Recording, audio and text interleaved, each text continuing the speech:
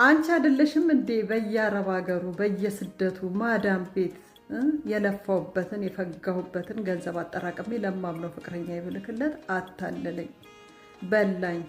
ጅምር ቤት እያሳየ ቤት እያሰራው ነው እያለ በወር እየላኩለት እንኳን ጅምር ቤት ምንም ነገር ሳያደርግ አታለለኝ፣ አጭበረበረኝ።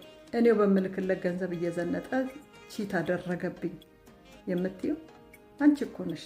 እኔ እንኳን ስንት ታሪክ ደርሶኛል። ስንት ሴት ነው ሀቢባ ቤትስ የሚያለቅሰው እንዴ? ሴቶች ምን ሆናችሁ ነው በዚህ ልክ ልጅቷን ሙልጭ እንዳትሸጥ እንዳትለወጥ ያደረጋችኋት? አንቺ ቅማላም፣ አንቺ የደሃ ልጅ ምን ውቅጡ።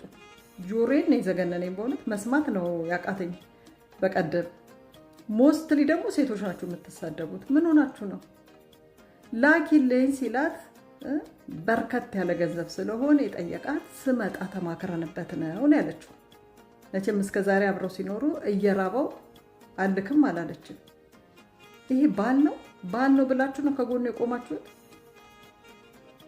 የሚስቱን ገመና ፍን አድርጎ እስክትመጣ ድረስ እንደመጠበቅ ታሪካቸውን አደባባይ አውጥቶ የጋብቻ ፎቶቸውን የሰርግ ፎቶቸውን ይሄን ያህል እስከ መቅደድ ይሄ ባል ነው ብላችሁ ነው ከጎኑ የቆማችሁት?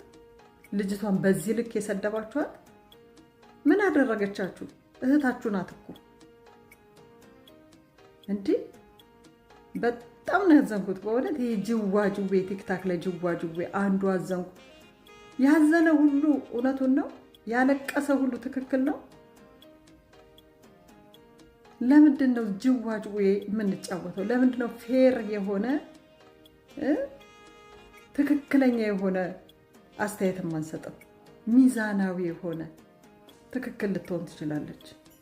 መሀላቸው ያለውን ነገር አናቅም ነው የሚባለው እንዴ? አዶናይ ትዝ ይላችኋል። ሲጨንቃችሁ ይሄን አድርጉ፣ ስትወፍሩ ለመቅጠን ስፖርት ስሩ፣ ይሄን ብሉ፣ ይሄን ጠጡ የሚል ልጅ ከአንዳንድ ተነስቶ ቸገረኝ፣ የምበላው አጣሁ፣ ባንኬ ውስጥ 5 ሳንቲም የለም ምናምን ሲል ጅው ወብላችሁ ገንዘብ ዋዋጮ አስገባችሁ። ምን አደረገ? አገሩ ሲገባ ሙድ ሲይዝባችሁ ነው። እኔ ሀብታም ልጅ ነኝ ሳላግጥባችሁ ነው ያለው።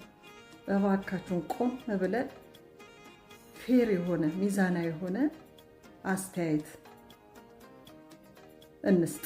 ዝም ብለን ጅው በቃ ጅዋጅዌ ጨዋታ ነው የሚመስለኝ አንዳንዴ ሳስበው። ስለዚህ ሴቶች ተረጋጉ፣ ልጅቷን አትስደቡ